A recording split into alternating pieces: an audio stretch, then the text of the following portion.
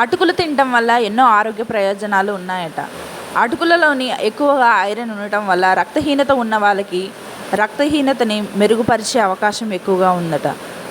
ఇలాంటి అటుకులని మనం తినాలనిపించేట్టుగా తయారు చేసుకుందాం. ముందుగానే ఒక కళాయిలోని ఆయిల్ పోసుకొని దాంట్లో పోపు దినుసులు వేసుకోవాలి. అలాగే 4-5 వెల్లుల్లి రెబ్బలను తీసుకొని వాటిని కూడా కచ్చా పచ్చాగా దంచుకోవాలి. దాంట్లోని పోపు దినుసులు అలాగే పల్లీలు కూడా వేసుకొని బాగా దోరగా వేయించుకోవాలి. వేయించుకున్న వాటిలో చిటికెడు సాల్ట్, చిటికెడు పసుపు, మనకు కావాల్సిన అటుకులు ఇవన్నీ వేసుకొని బాగా టాస్ చేసుకోవాలి.